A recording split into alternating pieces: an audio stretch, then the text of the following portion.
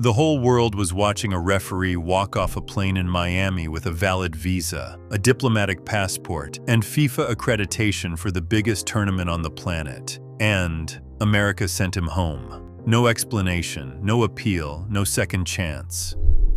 Omar Artan had spent 15 years working his way up from the dusty pitches of Mogadishu to become the best referee in Africa. FIFA selected him as one of 52 officials for the 2026 World Cup. He would have been the first Somali referee in the history of the tournament. He landed at Miami International Airport on June 6th.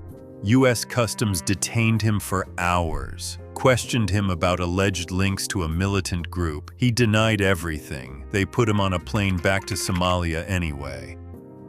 And FIFA's response, I'm quoting directly, "Host governments ultimately determine who receives a visa and who is admitted into their country." That was it. The organization that generated $7 billion from the Qatar World Cup. The organization that promises to unite the world through football. Handed the decision to the US government and walked away. The referee never made it. But before I tell you what happened next, you need to understand who Omar Artan actually is. Because this story only makes sense when you understand what he represents. Somalia is not a football country in the traditional sense. It is a country that has spent decades recovering from conflict, poverty, and instability. Football exists there not because of infrastructure or investment, but because of the game itself. Pitches scratched into the dirt. Referees who learned the rules from books because there was nobody to teach them in person. Artan started there. He refereed local matches in Mogadishu when most of the world did not know Somali football existed. He worked his way through CAF one tournament at a time.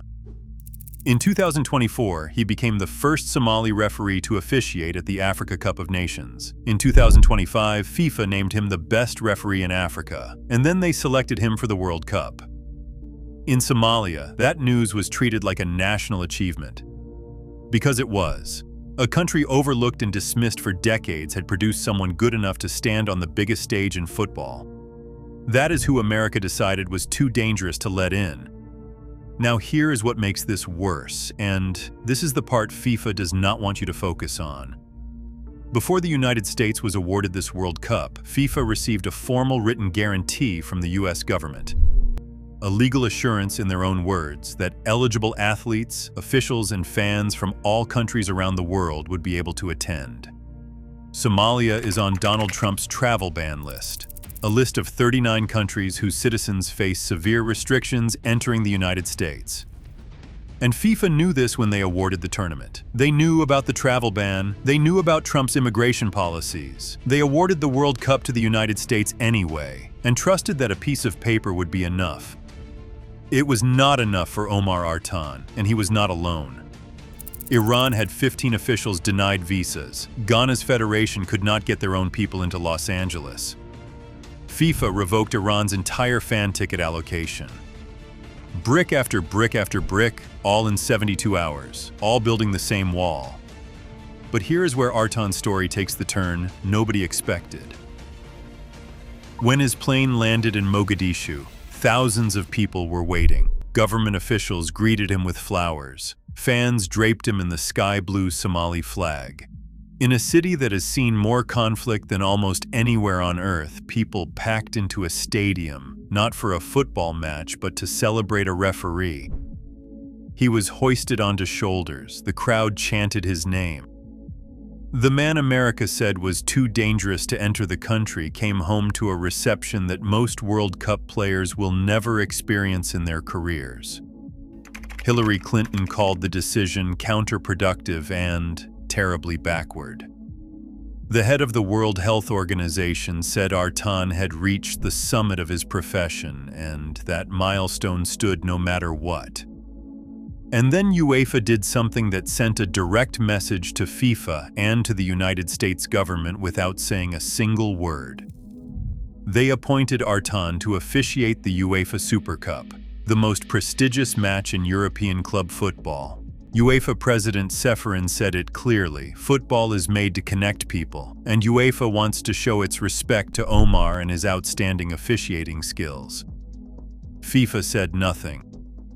Infantino, the man who told the world to chill and relax when asked about the controversies, has not mentioned Artan's name publicly since. Now let me be fair. Because this is not a conspiracy channel, it is possible the US government had legitimate security concerns that have not been made public. It is possible the vetting process identified something real. That can all be true. But here is what is also true. No charges have been filed. No evidence has been presented publicly. A man with a diplomatic passport, a valid visa, and FIFA accreditation was detained for hours and deported without explanation. And the organization responsible for bringing him to the tournament handed the decision to the government that made it and said nothing. FIFA had one job: protect the people they invited to their tournament. They did not. And here is what makes this the defining image of this World Cup so far. The football itself is extraordinary. The games are delivering everything a World Cup should deliver, and that is exactly what FIFA is counting on. They know that a Yamal goal generates 10 times more coverage than a deported referee. They know that football's power to create emotion is also football's most effective tool for making people look away from everything happening off the pitch. It worked in Qatar. Thousands of workers died building those stadiums. The world watched anyway. 3 days in, the pattern is the same. Omar Artan is watching the World Cup he was supposed to officiate from his living room in Mogadishu.